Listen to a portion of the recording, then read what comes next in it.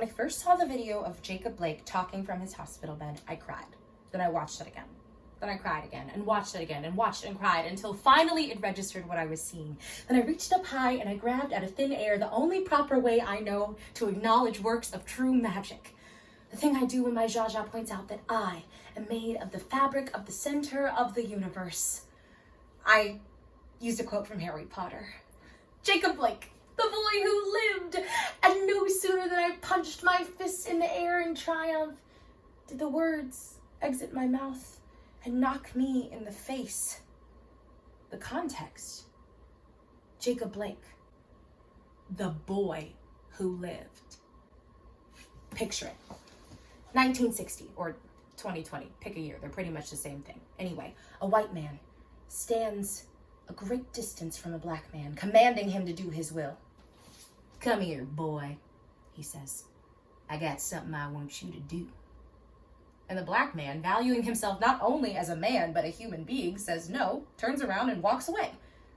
And the white man quietly collects his pride, his friends, and his hood, and he lights a bonfire on that man's front lawn. Or he shoots that man from the back of a pickup truck while his buddy captures the action. Or he shoots that man 7 times in front of his children, and he teaches that boy his place and squelches out any urges of resistance his kids or his children's children may have had, because remember, this trauma is generational. And furthermore, I think to myself, this is not magic. This is anything but magic. Magic would have been Jacob getting into the car, making it home in time to help his kids blow out their birthday candles. Magic was that black man whose joy mattered enough to make it across my timeline because he discovered what the word frolic meant. He discovered what it meant to be able to move through the world and be truly free. But instead, magic had been reduced to Jacob Blake from his hospital bed, unshackled and undead, speaking like someone who had the weight of the world thrust upon them. A man who couldn't do his necromancy in peace and privacy because his wounds had healed into a hashtag at a time where people were still looking for a black king to cross their chests to in reverence. And in my haste and my excitement, I skipped all the steps and made this man into a movement. My first thought? He can testify in court. That's how far removed I had become from this man's humanity. That's what happens to a dream deferred.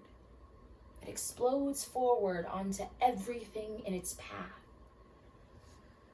I want justice for Sandra and Trayvon and George and Botham and Ahmaud and Brianna and every other body who laid inside a chalk outline drying like a raisin in the sun. A chalk outline that at any moment could take my shape. Any body that caught a bullet that at any moment could take my life. And in this man, I saw a ceasefire. I saw Washington crossing the Delaware in a sneak attack, his strong leg on the bow of my tiny ship, ready to lead me and the other huddled masses who have been marching in the streets, singing the rallying cries of people whose nation perpetually had its knee in their necks. They didn't expect him to survive. Surprise. But then I remembered that Washington's smile was made of all the things that he had ripped away from my ancestors.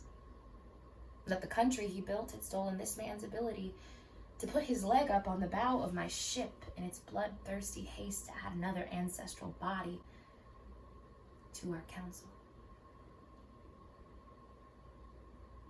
And then I noticed his body was so much smaller than it looked in the screen caps of the videos that had been circulating online, raging forward, threatening to burn down Kenosha and consuming my social feeds and me right along with them.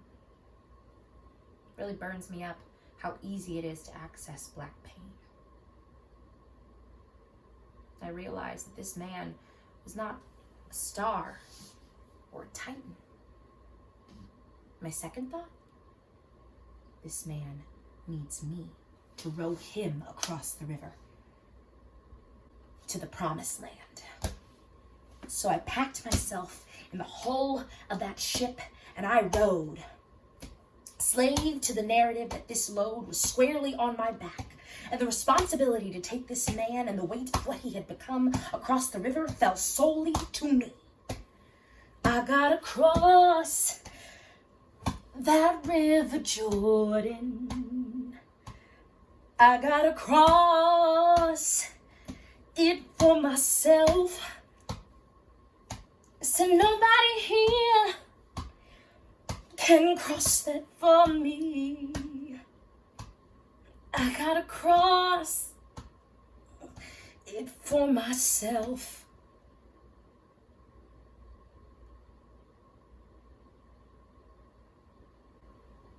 I cannot take him across the river.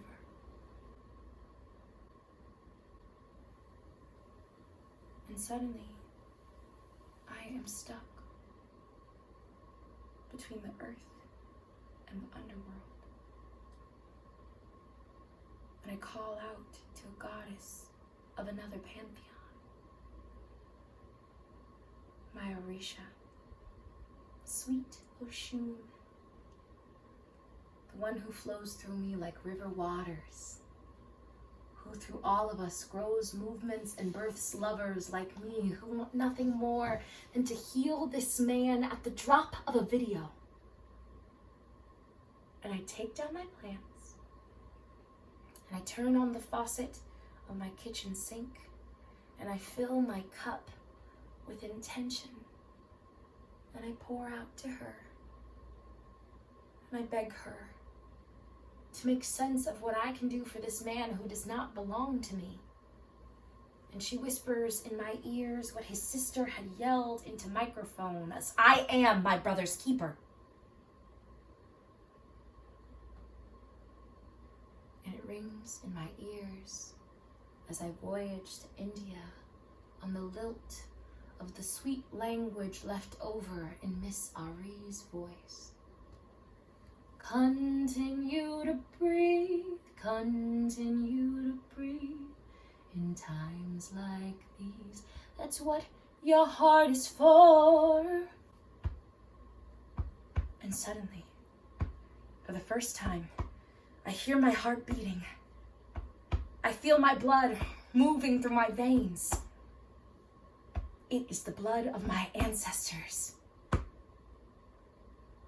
But it comes to rest in my heart. And my heart is open. I want to move how he asks me to move. Because he can ask me to move. And he can move me and the world with words from his hospital bed. Because he is Jacob Blake, the man who lived. And I'm waiting on him to tell me his story.